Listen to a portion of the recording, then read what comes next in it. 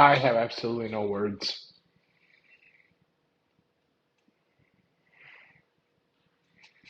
I have no words.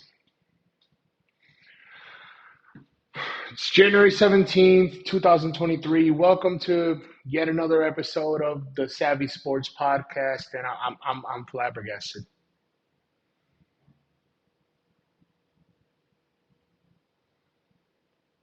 I'm 100% flabbergasted. I cannot believe what I saw last night, guys.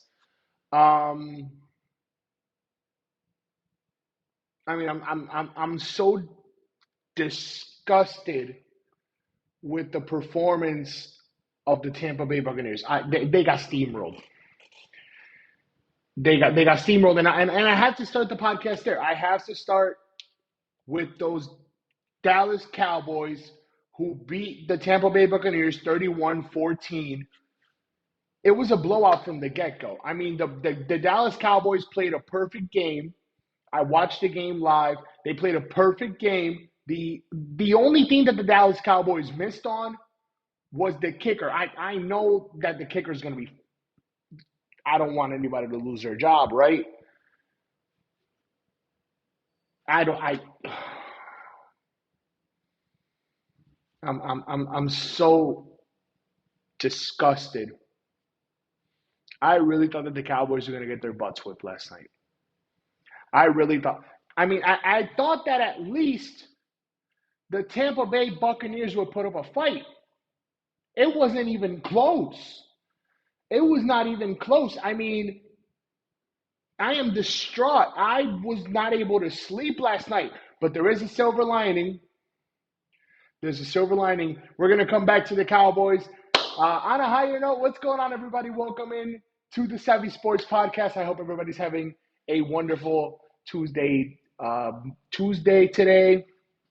A Super Tuesday episode today of the Savvy Sports Podcast. We're going to go over all the NFL action that happened this past weekend, and we're going to start off with the Los Angeles Chargers losing to the Jacksonville Jaguars. LA Chargers, y'all were up 27-0. 27-0. That is 4 scores in the NFL. Trevor Lawrence starts the game off throwing 2 interceptions.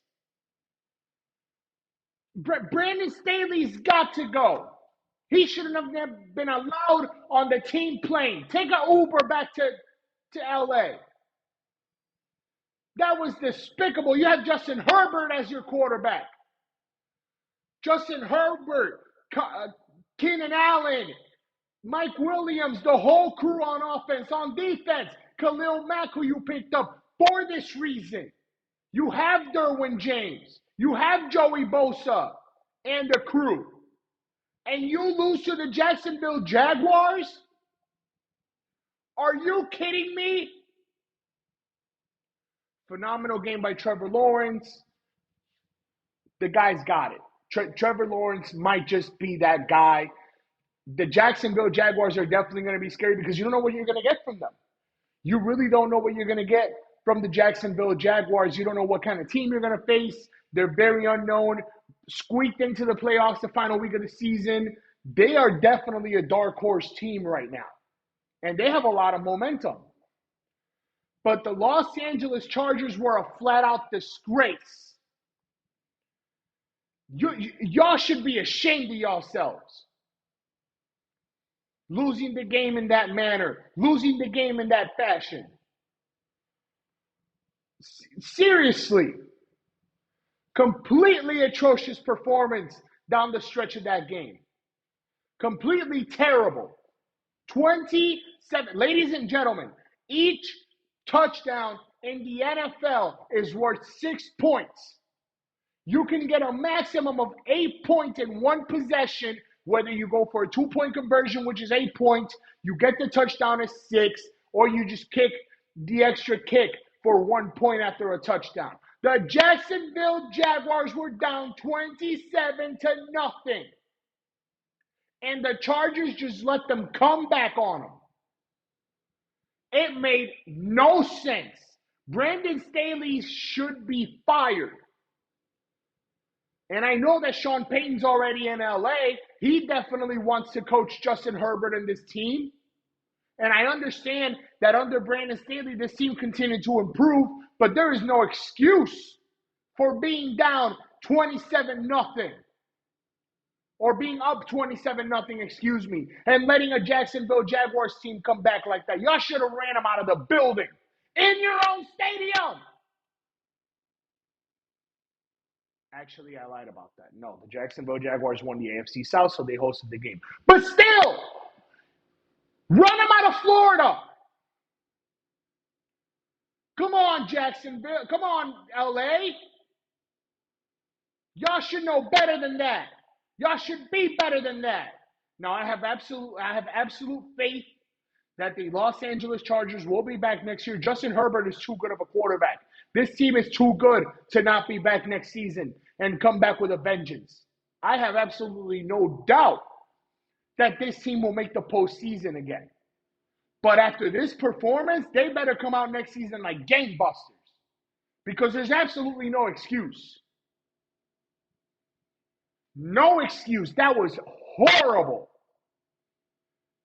Today might be all about rants. This Super Tuesday episode might be a complete rant from top to bottom. Congratulations to the Jacksonville Jaguars. Best of luck to you guys next week versus the Kansas City Chiefs, who were the number 1 seed in the AFC. We move over to the Buffalo Bills against the Miami Dolphins. Miami Dolphins losing 31-14 to the Buffalo Bills. And in sports, I try to stay away from what ifs. I truly do. But man, what if Tua Tagovailoa was healthy and on that field? I mean, the game was tight. The game was crazy tight. It was in Buffalo. Buffalo did not seem to be able to hold Miami down. It was completely nip and tuck, back and forth. That might have been the game of the weekend. Miami and Buffalo, and imagine if Tua Tagovailoa was there. Now, what does Miami do next season? Because Tua Tagovailoa, this is technically his 3rd injury in 1 season. I don't know what you do with Tua. Do you move on from him next season in hopes of getting a better quarterback? Aaron Rodgers could fit that situation. But that's besides the point.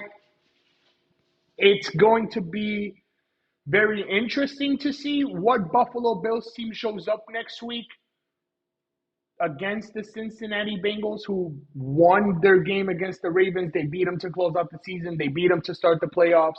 That's no surprise. Lamar Jackson didn't play. That was another nip and tuck game up until the 4th quarter as we transition over to the Cincinnati Bengals beating the Baltimore Ravens. That was another nip and tuck game. I thought that it was going to be a blowout. I thought that the Ravens, because Lamar Jackson wasn't going to play, that they were just going to lay down. But no, up until that 4th quarter, everything was tight. It was very close. Tyler Huntley was playing very good. You had Mark Andrews playing out of his mind. Mark Andrews definitely carried this past Saturday for the Baltimore Ravens. It was an incredible game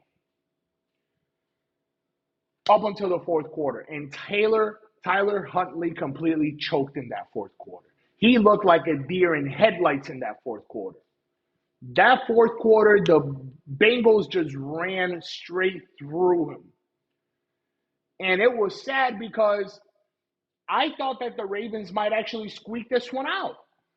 It looked like it was heading in that direction with the way Tyler Huntley was playing. He broke out on that 10-yard run.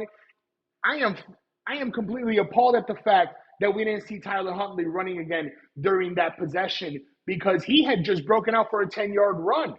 He was doing his thing. And it just completely fell apart in the final minutes of the 4th quarter. Congratulations to the Cincinnati Bengals, and also congratulations to the Buffalo Bills. You guys are facing each other next week. That game is going to be something special to watch. The Cincinnati Bengals going up against the Buffalo Bills, that game is going to be completely sensational, especially after the whole Damar Hamlin incident. Thankfully, by the way, Damar Hamlin is home. He was able to leave the hospital, I believe, earlier this week, if not late last week. So we're thankful for that. But next week's game between Cincinnati and Buffalo Look out for that game because that might be a game of the weekend. And that's a pick 'em. That's completely a pick 'em game because emotions are going to be high. Adrenaline is going to be high. These two teams that didn't even get to play their season game, I think it's going to be a high-scoring shootout between these two teams. And between Josh Allen and Joe Burrow, that's a tough pick because they both have very good weapons. Josh Allen himself is a weapon. Josh Allen can break out and run. Josh Allen can throw the ball. You have Stephon Diggs. You have playoff Gabe Davis, who showed himself to be a reliable target yet again. And this defense, if Von Miller was on this team, on that Buffalo Bills team, and he wasn't hurt, I would definitely pick the Buffalo Bills, but I'm not too sure. I'm genuinely not too sure. That game could really go either way. And then you have the biggest disappointment of the weekend.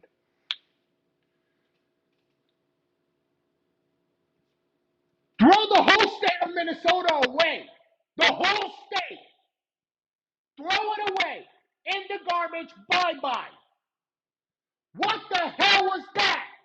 You lose to a New York Giants team that is hurt. The only thing that the Giants had was Saquon and Daniel Jones. And you let these boys hang 30 on y'all? Throw the whole state of Minnesota away. The entire thing. And at the bottom of the trash can, make sure that Kirk Cousins goes in there. Throw the whole state away. I don't care that he played nice. 31 for 39 with over 300 yards pass. I can care less. The whole state of Minnesota, Justin Jefferson got locked down. Earlier in the season, I called Justin Jefferson a top 2 wide receiver. Heck, not anymore. Definitely not anymore. This dude's been getting locked up lately. What's going on? I thought Justin Jefferson was that dude. And you get locked down by a New York Giants team that again has been hurt. I don't know which loss was worse, the Cowboys beating the Buccaneers or the Vikings losing to the Giants. That was an atrocity by the Minnesota Vikings. An atrocity. Kirk Cousins got to go. He's not that dude. And we knew that the Vikings were frauds because constantly this has been the constant with the Vikings over the last 3 seasons. They're in very tight games. The last 2 seasons, they couldn't catch a break. They continuously lost those games. And this year, you get hung 40 by the Cowboys. 40 by the Dallas Cowboys. You did not score a touchdown in that game. Y'all were fraudulent from the start. Throw the whole state away. The whole state of Minnesota can be thrown in the trash can. Unbelievable. 12-4 for no reason. Or 12-5 or 13-4. Their record doesn't even matter. An atrocity happened in Minnesota. Congratulations to the New York Football Giants on beating the Vikings and exposing them for being frauds. Brian Daboll is going to be Coach of the Year. Pay Danny Dimes.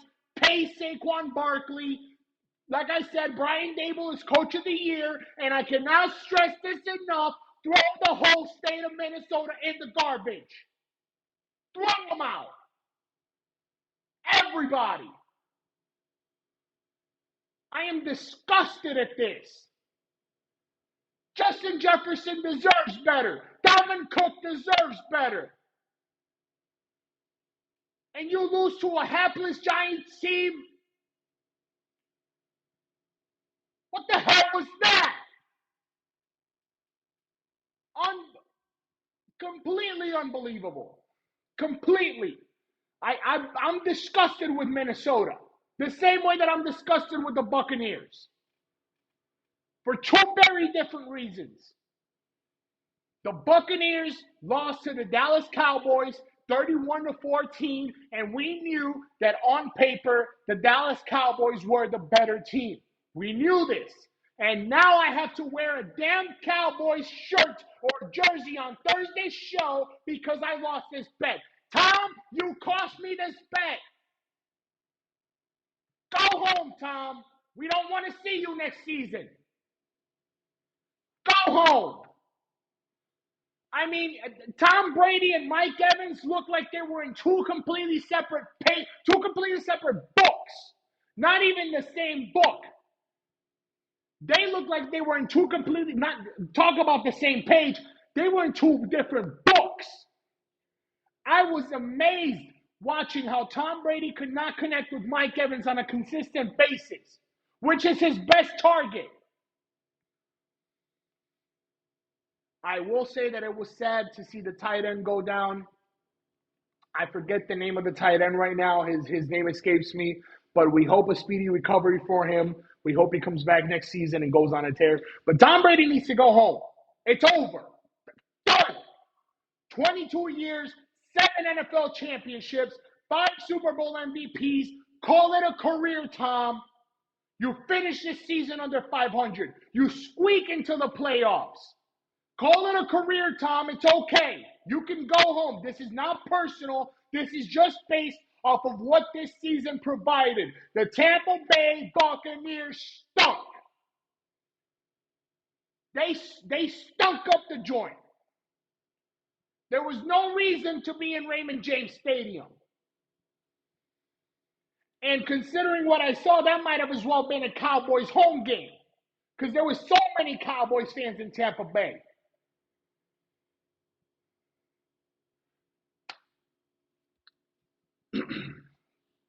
As I previously mentioned on Thursday's show, we will be wearing a Dallas Cowboys shirt or jersey, depending on what I can find faster. I've called like 7 different stores around this area, and everybody's too busy rooting on for the Bears, which makes no sense to me. But hey, we are in Chicago. But I'm going to work on it. I'm going to work on getting that Cowboys shirt or that Cowboys jersey. And Thursday's show, we will be wearing that to make up for a bet that I lost to my boy Billy. And by the way, shout out to my nephew, Braylon Westfall. Kid is just magnificent. I'm telling everybody, I said it a few shows ago, and I'm going to say it again as we transition from one thing to another with no clear segue because, well, I'm flabbergasted at this past weekend of football. Braylon Westfall. This kid can do everything, okay? Basketball, football. I'm pretty sure he can play baseball at this point. Nephew goes crazy, okay? He is coming. The kid's going to be special one day. I personally hope he chooses basketball because I've seen his footage on the court. I've seen his footage on the field too, but he just looks so much better suited as a basketball player. But anyway, getting back to football, I have absolutely no words as for the Minnesota Vikings or the Tampa Bay Buccaneers. Now, what that means is next week we have the Buffalo Bills going up against the Cincinnati Bengals. We have the New York Football Giants. If I'm not mistaken, they go up against the Philadelphia Eagles because they were the lower seed. You have the Dallas Cowboys going toe-to-toe with the San Francisco 49ers, who blew out the Seattle Seahawks. That was a foregone conclusion. Everybody knew that the Seahawks were going to lose. That's another one where the Seahawks and the 49ers play to end the season, play again to start off the playoffs. That game was also very tight up until it got away from them, and Christian McCaffrey and Deebo Samuel said, nah, we're done playing with you kids. We're sending this thing home.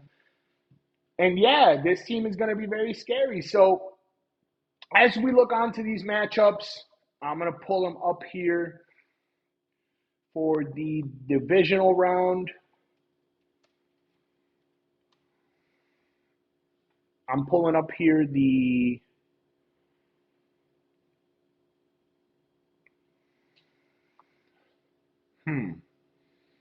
Let me see here. So what do we got? What do we got? Come on, ESPN, give me some. Okay, so it'll be the New York Giants against the Philadelphia Eagles and the Dallas Cowboys versus the 49ers in the NFC. And in the AFC, we have the Jacksonville Jaguars versus the Kansas City Chiefs. And we have the Buffalo Bills hosting the Cincinnati Bengals. As I look at these games, I want the Eagles to make it to the Super Bowl again. And I hope that Jalen Hurts is healthy. I believe he's had a week and a half worth of rest, 2 weeks now, because they had the bye week. They didn't play in the wild card round. So we see the Philadelphia Eagles in action this, what is it, Saturday? Saturday night, prime time on Fox. I don't know, man. I don't know. I mean, the Giants just came off a huge victory versus the Vikings. They seem to have a lot of momentum after a 10-7 season. The Philadelphia Eagles, they look kind of iffy, especially after Jalen Hurts went down. So you really want Jalen Hurts to play in this game, to be healthy, so that you could take out a Giants team that has a lot of momentum right now. I'm picking the Philadelphia Eagles to move on to the NFC Championship. And the Dallas Cowboys going up against the San Francisco 49ers. On paper, both of these teams, it's an elite defense versus a very good offense, but you never know what can happen because San Francisco 49ers defense has been elite all season long. They truly have. Arguably the best unit in football. Arguably. The best unit in football right now is between them and Philly, and I want to see that 49ers versus Philly game in the NFC Championship. I want to see Deebo Samuel, Christian McCaffrey finally escaping Carolina to go to a proper situation in San Fran against Jalen Hurts, against Devontae Smith, against A.J. Brown. I want to see it. I want to see it.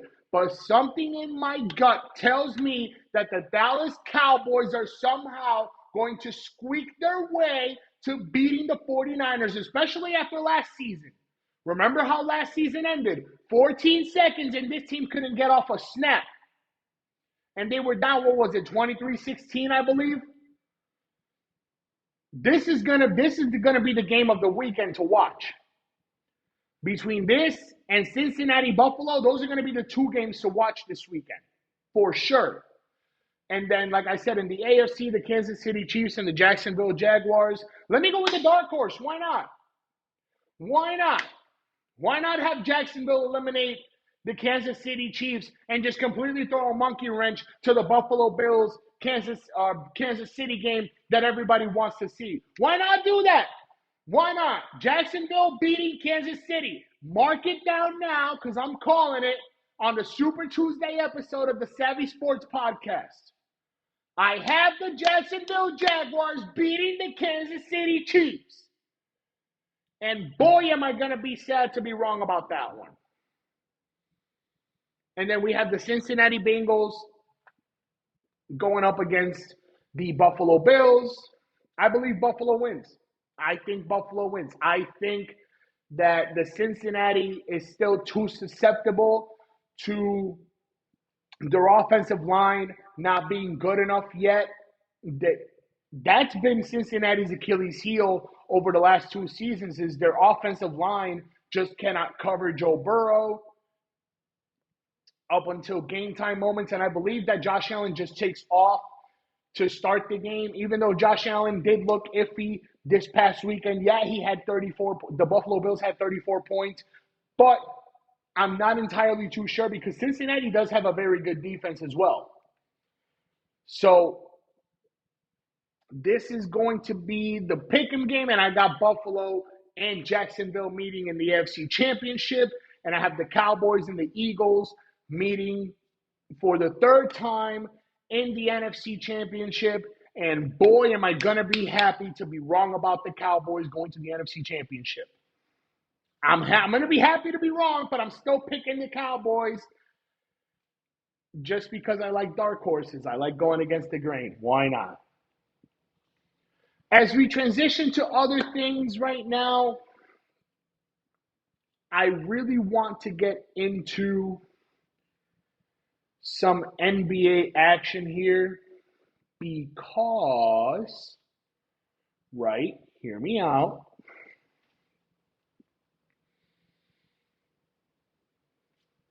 I don't know about the Golden State Warriors making the finals anymore. I don't. I really don't. I mean, if I'm not mistaken, they're 21 and 21. 21 and 21, the Golden State Warriors are. And I genuinely believe, right? 22 and 22, so they're 500.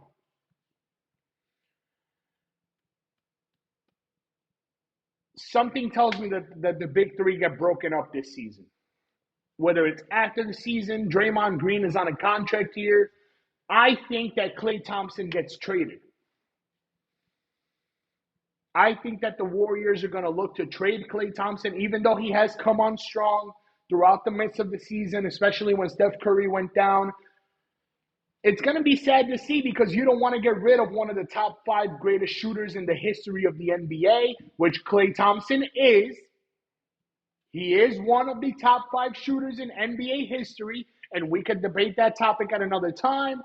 But I don't see how this team continues to evolve with a 32-year-old Klay Thompson, a 32-year-old Draymond Green, and pieces that JaMychal Green has been hurt. Dante DiVincenzo has been all right. James Wiseman was sent down to the G League. I'm not too sure if he's already back. I'm not going to completely jump off the bandwagon yet because you cannot bet very good against Steph Curry. But I am very nervous about my pick to go to the NBA Finals. As I look here at the standings, we have the Denver Nuggets, 1 through 6, Denver Nuggets, Memphis Grizzlies. We have the Pelicans. The Sacramento Kings are 6 games over 500. They're the 4th seed in the West. What? I'm just realizing that now. The Sacramento Kings are the 4th seed in the West. I don't believe that will last. But they're the 4th seed in the West, and they're 6 games above 500. What is going on?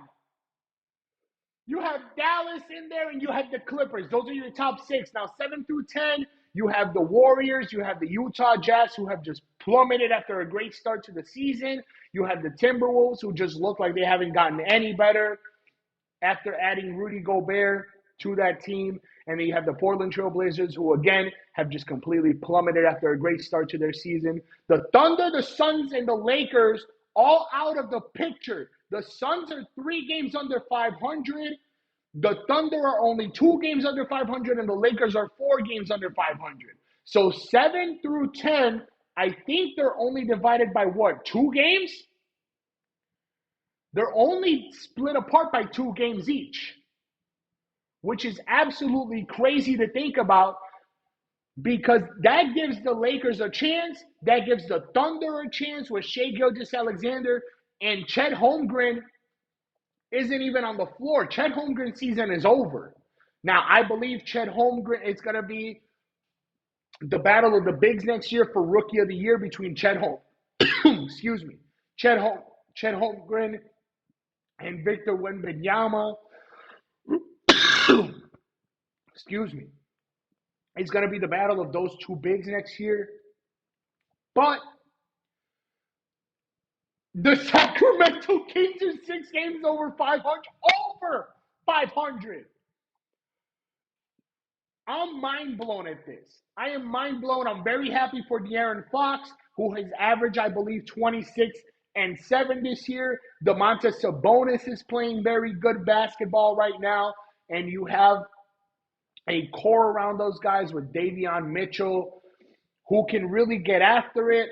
I haven't watched too many Kings games. I have seen some highlights because The Sacramento Kings are never televised. I'm not surprised. They've always stunk. But this year they're doing very good. Mike Brown must be doing one hell of a job. They've won 4 straight, too. The Grizzlies have won 10 straight. The Nuggets have won 6 straight. As we transition to the Eastern Conference, 1 through 6, we have Boston, we have Brooklyn, Milwaukee, Philly, the Cleveland Cavaliers, and the New York Knicks. The New York Knicks are 5 games over 500. I don't know how to feel about that. And they're only what? Oh, wow, they're 3.5 games behind. Well, they're 8 games out of the first seed, but I don't think anybody's catching Boston at this point unless Boston plummets. I don't believe that anybody catches them. 7 through 10, you have the Miami Heat. You have the Indiana Pacers, the Atlanta Hawks, and the Chicago Bulls. And then on the outside looking in, the only team that's really viable is Toronto. And that's because they have the exact same record as the Chicago Bulls. I don't believe that the Wizards are viable at all. I think that it's time for this team to just blow it up, get rid of Bradley Beal, send them somewhere else to lose, just rebuild your team. Maybe get yourself a young and up-and-coming star. The Magic are what? 12 games under 500, and they're in the 13th seed. I got high hopes for the Magic going forward. I really do. It looks like the Pistons are, 23 games under 500? Yikes. And then the Hornets, who started off slow with LaMelo Ball. I don't think that Steve Clifford is the answer for this team, for this Hornets team. They looked a lot better last season. And there's a reason why Steve Clifford was fired from Orlando.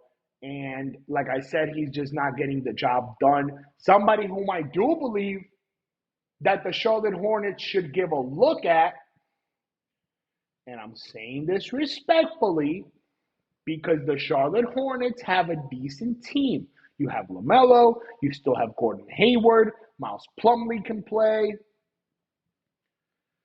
But as the head coach, Kenny Atkinson, think about the job that Kenny Atkinson did in Brooklyn, right? How he helped rebuild that team with D'Angelo Russell, with Spencer Dinwiddie, Karis LeVert, Jared Allen, the whole crew. You could do that with Charlotte. They might be tanking to get Wembanyama, but Kenny Atkinson could be a good addition to this Hornets team as their head coach. And then I didn't look at who was at the bottom of the West. It's the Spurs and the Rockets. Oh.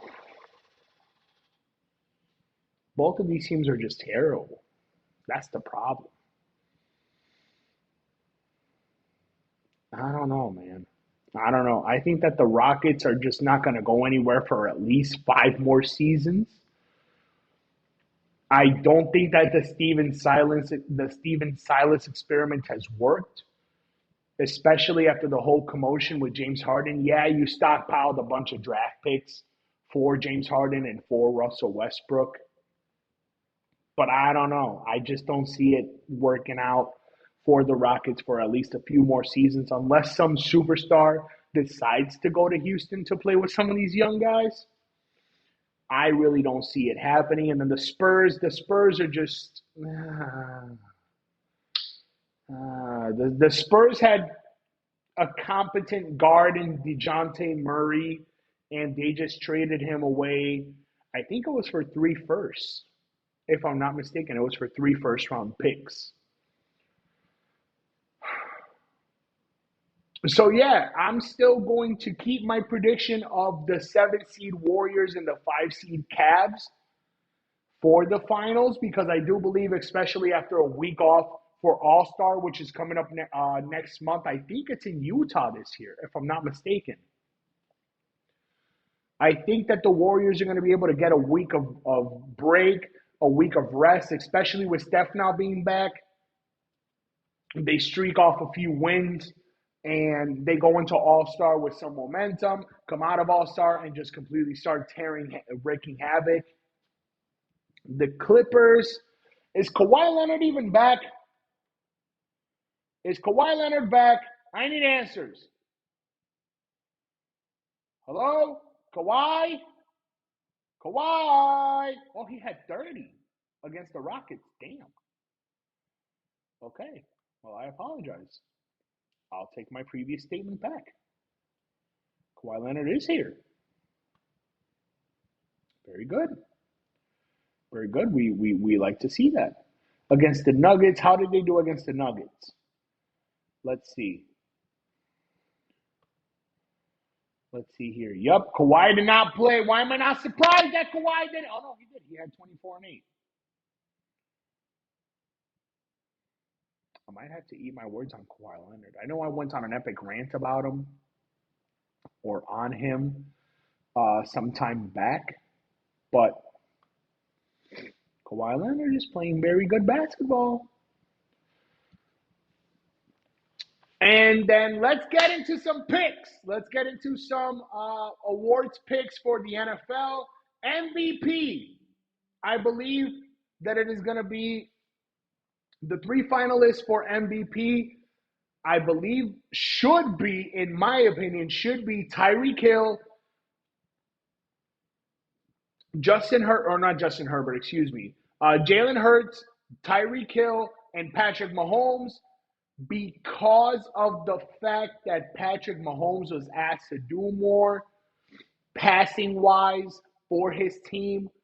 I think that that's going to give him the edge. I personally would want to see Jalen Hurts win the award because Jalen Hurts, especially after he went down and Philly just did not look like the same team under Gardner Minshew, I do believe that Jalen Hurts should be the MVP of the NFL. Defensive Player of the Year, Nick Bosa. No, Micah Parsons. Micah Parsons from the Dallas Cowboys should be Defensive Player of the Year. Nick Bosa, Micah Parsons, and I say Darius Slay should be there. Cornerback of the Philadelphia Eagles. I would want to see it given to Micah Parsons, but we'll see. Coach of the Year, Brian Daboll, Kyle Shanahan, and I'm going to throw Mike McDaniel in there. This team was very hot to start the season, and I don't say that metaphorically just because the Miami Dolphins are down in South Beach, and I want to be in South Beach. Lord knows I love that weather. But I'm going to throw Mike McDaniel in there. Now, I believe that it should be Brian Daboll, head and shoulders above the other two. Kyle Shanahan, his starting quarterback and his backup quarterback both went down, and he still finished the season strong with Brock Purdy. So we'll see what happens there.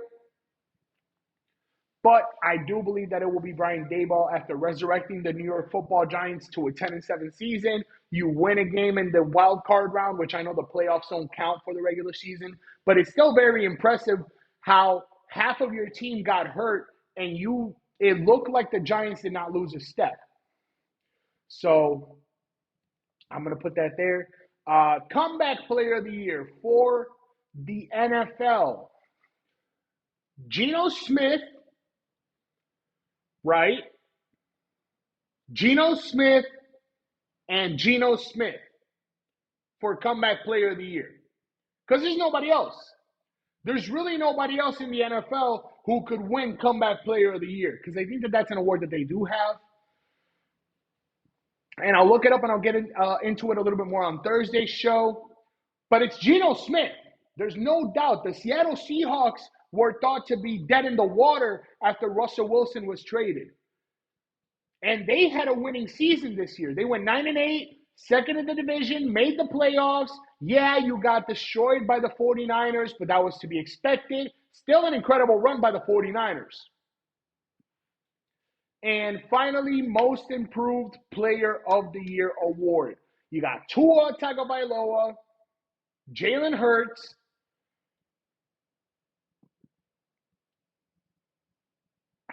who could I throw in there as a third player for most improved.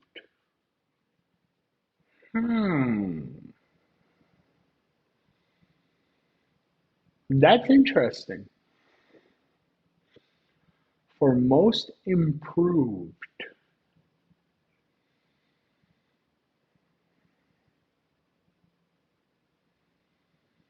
I'm going to have to say Saquon Barkley, too.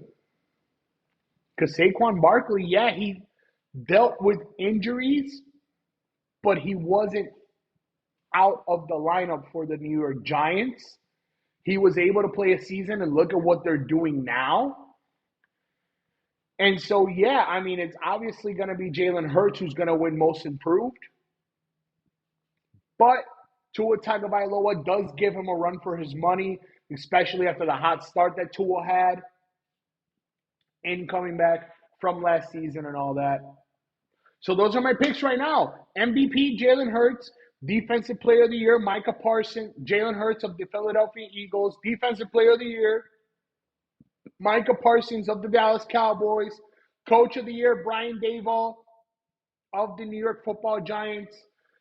Comeback Player of the Year, Geno Smith out of the Seattle Seahawks. And Most Improved Player of the Year goes to Jalen Hurts.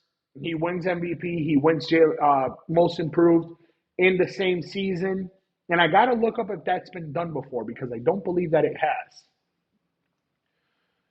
So that's going to be it for today's show, guys. Thank you guys so much for tuning in. I will see you guys Thursday, January 18th for my misery. I'll be wearing a Dallas Cowboys shirt or jersey. I hope you guys have a wonderful rest of your week. See you guys this Thursday for the show. Enjoy the NBA basketball, guys. Enjoy all the sports that are out there. And please remember to keep your sports and keep them savvy.